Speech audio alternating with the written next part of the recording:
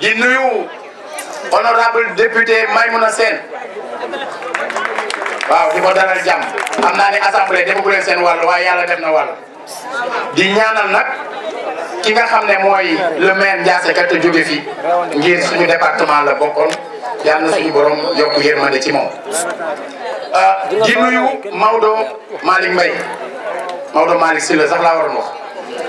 ndax day suñu am di jàmm di suñu wëlëre ñuy rafetlu lool teewaayam fii di nuyu ñi fi toogal ay mouvement yi nekk ci biir dëkk bi te ñu min leen ci wàllu politique le président Moustapha Diagne suñu diggante yàgg na may nuyu képp koo xam ne moo xam da nga fi teewal si gi jot na wala nga teew fii pour turu beneen mouvement ñooñu ñëpp na ngeen xam ne ci turu Thiès maa ngi leen di dalal jàmm. honorable député Abdou Mbow mënuñu laa bañ gërëm ngir lii nga xam ne tey moom moo fi am te dajale fi nit ñi mu am ay bénéficiaires ñenn ñi ci wàllu formation bi ñenn ñi mu am matériel bu ñu leen war a jébbal tey jii buñ koy gërëm bu ñuy ciy gërëm dañ la koy gërëme ndax donte le ministère de l'enseignement professionnel et technique moom lalu na ci mais xam na ni lu ci bëri yow yaa ko dox kon yàlla na la suñu borom kàttanal ba nga am yeneen i bunt yoo xam ne dina gën a yaatu ba law ci yeneen doomu Thiès yoo xamante ni dinañ ci mën a yokkoo ba yëg c'est vrai jataay bi dañ ko wax ne du jataay yu politique mais na fekk nga xam lan mooy politique. ñun bi ñu dénkee mairie bi dañoo gis ne l'article 172 du code général des collectivités territoriales dafa ni le maire est responsable de la mise en œuvre dans sa ville de la politique de développement économique et social définie par le gouvernement. kon maire mënu la xëccoo ak état waru la xëccoo ak état kon lépp loo xamante ni nekk nga ci ab dëkk bëgg doomu aadama yi fay yeewoo jariñu ci da nga koy wuti andi ko te pour nga wuti ko andi ko faw nga déggoo ak ñi nga xam ne ñoo yore état fii ci Thiès président Macky Sall jox nañu fukki kilomètres ak juróom-benn linéaire ci wàllu tali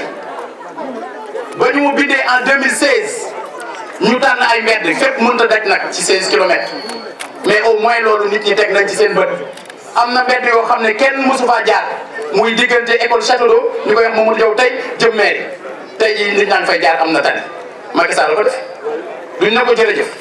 dañ naan ko jërëjëf du ñu yem ci ne ko jërëjëf dañ koy ñaanal mu falu premier tour le 24 février 2019 et ça c'est de l'état ndax nit di la defal lu baax war ko am yéene àggale ko nga ñaanal ko mu gën a am kattan pour àggale ko loolu ce n'est pas de la politique politicienne ce n'est pas de l'électoralisme loolu dafa doon lu jaadu. Monsieur le ministre chargé du suivi du plan Sénégal émergent, monsieur Cheikh Kanté représentant le ministre de la formation professionnelle. mënoon naa wax monsieur Augustin Tine mais maa ko représenté muy Augustin Tine son directeur de cabinet est là mais Augustin Tine moom maa koy représenté ndax kenn musta gis may lijjanti ginaar te Augustin ñëwul taxaw donc ku ko gisul tey nañu xam ne dafa nekk ci ay yitte yu am solo yoo xam ne gënut am solo lii sax mais dañu ko jéggal ndax Hugo Augustin mooy suñu lépp suñu nijaay la suñu papa la suñu kilifa la suñu ministre la suñu lépp la donc monsieur le ministre mën naa ne lu ma wax tey maa ko koy waxaale. monsieur le ministre d'État mën naa ne monsieur le maire aussi mën naa ne en même temps chers collègues ou bien très chers collègues muy le ministre d'État Abdoulaye Baldé. monsieur le ministre d'État maa ngi lay sant di la gërëm ci sa teewaay. monsieur le directeur général et très cher frère Maodo Malick Mbaye pour xam na sama diggante ak moom. monsieur le maire de Ndiéyène Sarax Serigne Fallou Fall ndax moom mooy maire Ndiéyène Sarax waaye moom ci dëkk bii la dëkk ndax fii ñu nekk ci jàmm gën am na fi soxna te nit nag foo am soxna jàpp naa ne am nga fa kër di nuyu monsieur le haut conseiller des collectivités territoriales di nuyu le directeur de la formation monsieur Moustapha Diagne dama waroon tàmbalee ci sama jigéen muy madame la députée Maymouna Sène ndax nag yàlla pare na démb tey doog a ñëw di nuyu sama doyen yi nga xam ne ñoo nekk au niveau de Benno Bokk Yaakaar ñëw teewal fi la commission de Benno Bokk Yaakaar bien que am na ñu bokk alliance pour la République mais ñoom suñu doyen waa commission bi rek la ñuy wax muy tonton Niass ñoom tonton Mor Niang di nuyu bu baax samay xarit yi ñëw teew muy monsieur le directeur Khafor Touré Abdou Khafor Touré ñëpp xam sama diggante ak moom. di nuyu nag bu baax sama ay dëkkandoo di nuyu les étudiants ñi nga xam ne ñooy bénéficiaires bourse yi les femmes yi nga xam ne dañu def formation et c'est par là que je remercie le ministère de l'agriculture et de l'équipement rural à travers son directeur bi nga xamante ni mooy le directeur de l'horticulture représenté ici par une dame madame Wade ne Penda Mbow. donc di wax ne loolu dafa doon loo xam ne du lu ñuy naxee ay doomu aadama tout à l'heure les étudiants l'ont dit famille de formation bi wax nañ ko on n'a pas commencé tey ñu ne élection yi des na un mois ñu commencé investir sur les femmes depuis des années on a travaillé à accompagner les femmes ci ay financement ci jeunes yi ci ñi nga xamante ni mooy le capital humain parce que le président de la République dafa am benn cëslaay boo xam ne comme ni ñu koy waxee ci biir plan Sénégal émergent peut-être le ministre chargé du PSE moo ma ko gën a xam dañ ciy développer le capital humain di gërëm bu baax les artisans tout à l'heure mon ami Niang wax na ko ñoom amul loo xamante ni tey mën nañ ne politique politicienne la parce que pour les valises diagnostiques damay leeral rek ci ñi nga xam ne ñoom ñooy mécaniciens yi parce que valise diagnostique yi c'est 2 groupes de 20 te ku ne xam na ne dañuy def formation ñu wan leen nan la ñuy utiliser valise bi la formation débute le jeudi prochain pour les 20 groupes 2 groupes de 20 pour que à la fin de la formation de 5 jours ñu remettre leen valise diagnostique les kits coiffure 15 la lépp tey jii dinañu ko remettre ñi nga xam ne ñooy les machines de couture c'est 10 wax nañ ko léegi dinañu ko remettre les postes de soudure ñaar la pour 2 groupes de menuisiers métalliques dinañu ko remettre aussi pour les cordonniers c'est 2 machines fekk peut-être machine boo xam ne wutaloon nañ leen ko bu yàgg loolu pour les accompagner donc ñooñu ñoom laa mujjee ndax ñooy sama njaboot ci laa bokk parce que sama baay ngi nii ku ne xam na ne cordonnier la Mbow aar lañ ko daan woowe donc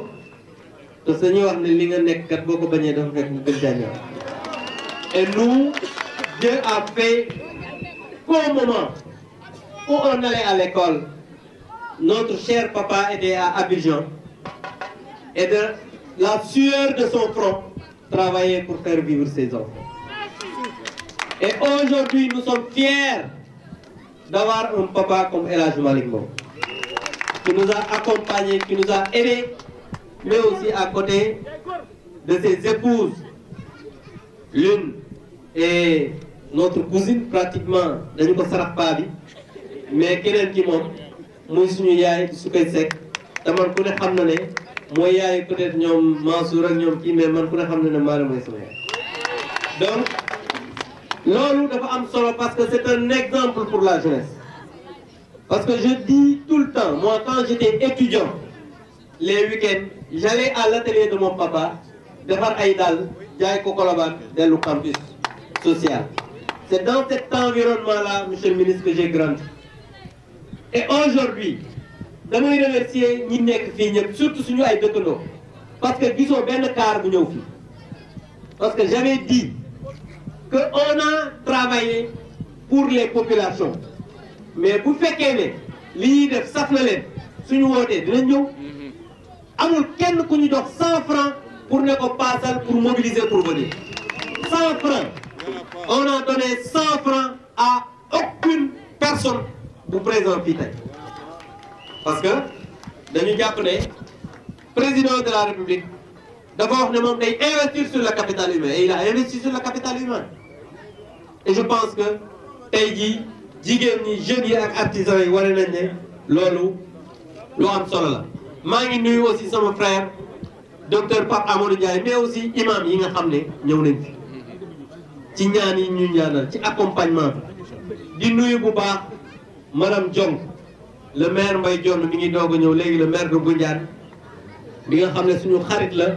dafa amoon une manifestation dans le département moo tax mu ne mu ñëw heure bii parce que waxoon nañ ko jégal nañ ne mu ne lépp lu mu mën a def dina ñëw pour fekk si li. Donc je voudrais juste dire à l'endroit de toutes les populations que nous sommes aujourd'hui satisfaits de cette mobilisation. Nous sommes satisfaits de l'accompagnement des uns et des autres. Et monsieur le ministre, nous sommes satisfaits de l'accompagnement de son Excellence le Président Macky Sall. Le Président Macky Sall a fait de la formation professionnelle un credo. Et Maodo Malick Mbaye, ici présent, directeur de l'AMO, ne me démentira pas. Le président de la République pour Thiès a dit que je travaillais à tout faire pour que l'investissement au niveau de cette ville puisse être augmenté. Je travaillerai pour que les infrastructures puissent être réhabilitées. Je travaillerai à ce que les étudiants puissent étudier dans de bonnes conditions. Et aujourd'hui, il y a l'ENO de Thiès, il y a un centre de formation qu'on est en train, l'ISEP, qu'on est en train de construire. Thiès est devenue aujourd'hui une ville universitaire parce qu'abritant la deuxième faculté de médecine du Sénégal, ici à 10e. Donc Thiès est devenu inévitablement aujourd'hui un pôle universitaire. Et avec l'autoroute Ila Touba, Thiès est convoité aujourd'hui par toutes les personnalités, par toutes les villes. Souvent, damay wax sama gars yi ne leen bu ngeen gaawul day xat te xam naa ne xat na sax ba pare. Parce que ceux qui sont de Dakar comme ñoom Khafor ak ñoom parce que c'est un rural parce que lui il habite à Nioro. Mais Khafor qui est Dakar waa te ku ne xam ne Dakar xat na xat goo xamante ni ils sont en train de travailler à bouger. Et Thiès inévitablement va être le centre névralgique du Sénégal. Donc loolu dafa doon loo xam ne lu am solo monsieur le ministre loolu mooy kàddu yi nga xam ne bëggoon nañ ko sànni à l'endroit des populations di wax ne nag nous ne faiblirons pas nous travaillerons d'arrache-pied jusqu'à la réélection du président de la République au premier tour le 24 février. Et cela, ça nécessite de l'engagement, ça nécessite de l'abnégation, ça nécessite énormément d'énergie. Et je pense que ces responsables qui sont là, engagés, déterminés, non pas dans la politique politicienne, mais ils vont tout faire pour que le président soit réélu en 2019. Et ce matin, je disais à quelqu'un, je lui dis que travaillons à ne pas que retrouver les autres dans le boulevard des Invalidés. Parce que nous savons qu'il y a aujourd'hui un boulevard des Invalidés qui a été tracé pour certains qui s'y déambulent, qui sont tout le temps du matin au soir dans ce boulevard. Et je pense que dans quelques jours, ce boulevard des Invalidés sera clos et on va passer aux choses sérieuses, c'est-à-dire aller vers la réélection du président de la République le 24 février 2019. maa ngi sant ñëpp di gërëm ñëpp di wax ne lii lu am solo la mais dañuy def une remise symbolique par le ministre Cheikh Kanté qui va prendre la parole aussitôt pour clôturer cette cérémonie, mais il va faire une remise symbolique des attestations, muy benn attestation pour le représentant des étudiants, benn attestation pour li nga xam ne ñoom ñoo def céréales ci céréales bon les 60 femmes on va donner à quelqu'un et ñi def horticulture ñu jox kenn muy ñetti attestation. Et juste après cette remise symbolique, on va passer directement à son allocution pour clore cette manifestation.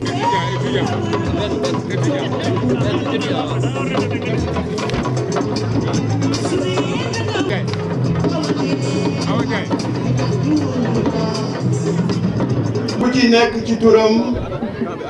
ak ci santam ci turu Monsieur le Président de la République Macky Sall. ci turu sama collègue Mamadou Talla empêché nuyu bi ma ciy jiital monsieur le maire borom dëkk bi un maire modeste, un maire engagé au service des populations di ci teg les autorités religieuses et coutumières di beral loxo monsieur le ministre d'État Abdoulaye Baldé. Monsieur le ministre d'État, vous êtes désormais devenu une identité remarquable. Vous êtes déjà serviteur de l'État. En son temps, vous l'avez prouvé. Mais aujourd'hui, vous avez démontré à plus d'un titre que vous étiez prêt à vous sacrifier, à sacrifier votre ambition personnelle pour servir votre pays. Je voudrais personnellement vous en remercier et dire à certains leaders qu'ils gagneraient au mieux de benchmarker le comportement du ministre d'État Abdoulaye Baldé.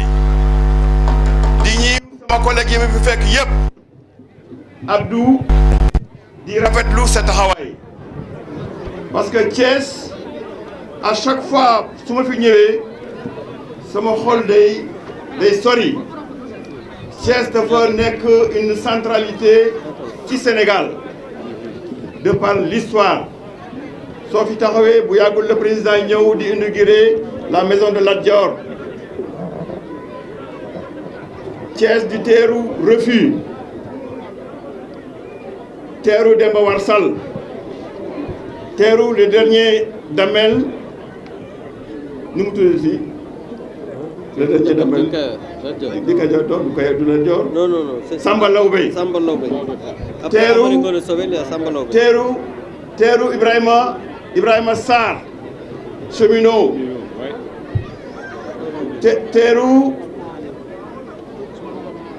teeru Ousmane Ngom ancien maire mais yooyu yëpp jar na fàttali puisque jeunesse su tey ak génération future war nañu am ci miroir boo xam ne mi dinañ ci mën a seetu pour xam fi ñuy teg seen tànk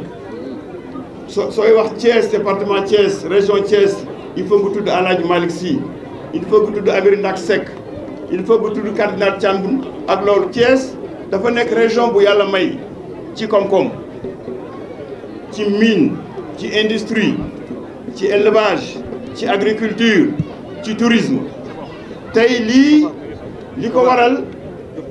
mooy politiku président Macky Sall bi nga xam ne plan Sénégal émergent moo ko lal lan mooy plan Sénégal émergent président bi muy ñëw en 2012 dafa fekk d'ailleurs du woon Sénégal rek dafa fekk la majeure partie des pays africains am difficulté mettre en œuvre leur plan stratégique de développement parce que ay taux de croissance yu timoré lañ ko fekkoon moom mu ñëw ne je vais faire un choix bi mooy opter débarrasser aussi de ces croissances faibles entre 3 et 4% parce qu'en 2011 on avait un taux de croissance de 1,7%. Opter pour des croissances fortes entre 7 et 8%. Articulé ko sur un modèle à 3 postulats. Transformation structurelle, capital humain, développement durable, protection sociale, bonne gouvernance, paix et sécurité. Articulé sur 27 projets phares, articulé sur 17 réformes phares. loolu mooy plan Sénégal émergent mu ne fii ak 2035 dina hissé Sénégal mu dem sur les rampes de l'émergence plan yooyu mu articulé ko sur des plans quinquennaux de 5 ans engagement yi mu jëloon ci les premiers 10 ans dafa ni dina multiplier par 1,5 le PIB sénégalais dina multiplier par 1,5 le revenu par tête d'habitant dina multiplier par 2,5 les exportations, dina créer 600 000 emplois, dina opérationnaliser 27 projets phares, dina opérationnaliser 17 réformes phares. En 5 ans, de multiplier le PIB par 1,5. En 5 ans, 1,5 revenu par tête d'habitant, de Yoku, suivant les statistiques du Wor. En 5 ans, créer 457 000 emplois. Yo xamné compte non pris du secteur primaire c'est-à-dire agriculture bokk ci pêche bokk ci élevage bokk ci secteur informel bi tax ñu nekk fii tey bokk ci te secteur informel soo ko nattee ñu xool taux de bancarisation bi fi président fekkoon en 2012 13% la woon léegi ñu ngi ci 19,74%. compte non-pris de la pénétration du secteur bancaire soo ko ci yokkee dépassé 42%. compte non-pris des services financiers décentralisés soo ko xoolee le taux d'utilisation des services financiers dem na 72% te yokkuguñ ci la DER parce que DER 30 milliards la defaguñ ci bu yàggul la Société Générale signé ak l'ADPME un programme de 174 milliards sur 5 ans duggagul les 40 milliards yi nga xam ne yii finance islamique la Angélique Manga moo koy gérer duggagul donc ku ni Sénégal soppeekuwul yaa ngi nax sa bopp ci fànn bu nekk am na sa collègue artisan bu ko wax fii léegi nee na en 2012 mënuñu woon a liggéey parce que courant bi dafa doon coupé 571 mégawatts lañ ci fekkoon obsolète suba ak ngoon muy am ay coupure léegi est-ce que coupure amati na amatul. électrification rurale bi président di ñëw Sénégal yëpp ci plus de 15 000 villages 1649 villages ñoo fi amoon électricité en 4 ans mu yokk ci 2661 c'est-à-dire que de 1960 ba 2012 ñu ngi doon électrifier à un rythme de 29 villages par an moom mu ñëw def 554 villages par an su ma ko toppoon tey secteur par secteur mën nañ ci fanaan secteur bi may bëgg a aborder mooy la formation professionnelle parce que formation professionnelle non seulement dafa bokk ci axe 2 mais dafa bokk ci réforme bu phare mook li ñuy naan alignement parce que avant 2012 université yi formation yi ces formations n'étaient pas adaptées à la respiration économique du Sénégal moo tax réforme université yi dañuy nekk les curricula dañ leen di adapté à la demande professionnelle ñu identifier 396 curricula sur ces 396 curricula 256 yi aligné leen formation professionnelle noonu li fi président fekk en 2012 un déficit de formation de capacitation un déficit d'infrastructure mais un déficit de financement tey loolu moo indi lii te l'étudiant bi wax léegi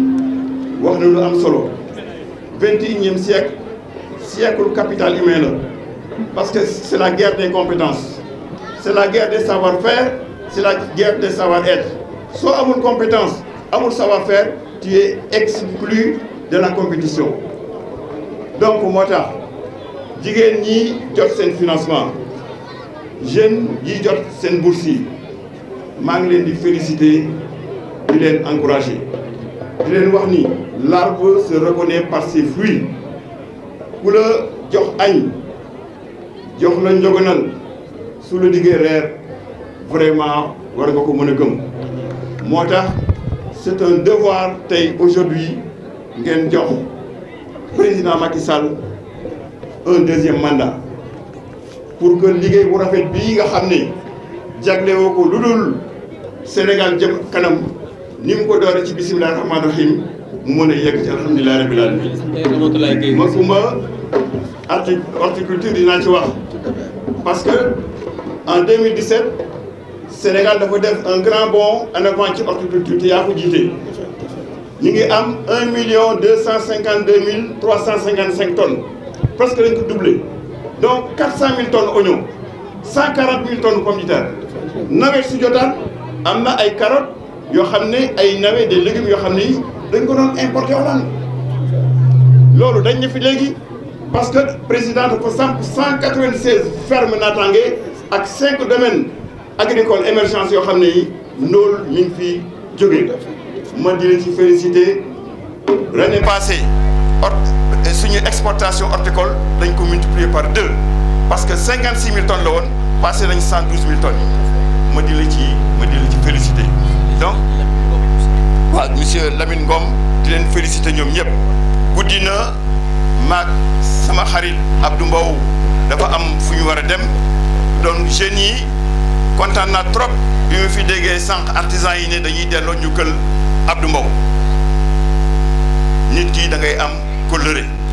Abdou Mbow ku gis ni mu waxe léegi nga xam ni Thiès moo ko tax a jóg. li may terminer rek mooy à partir de lundi dinaa def 3 jours dans la région de Thiès pour des communications institutionnelles ci les résultats du plan Sénégal émergent. dinaa ko def Thiès ak l'ensemble des chefs de village des délégués de quartier ak l'ensemble des imams su ma fa jógee dinaa ko def Tivaouane su ma fa jógee dinaa ko def Mbour. donc ce sera un moment de communion avec les jeunes Abdou Mbow su ma amee temps aussi les groupements de jeunes les groupements des mouvements de soutien ci guddi gi dinaa leen mën a recevoir ñu mën a waxtaan maa ngi leen di gërëm di leen sant wasalaam. Merci beaucoup.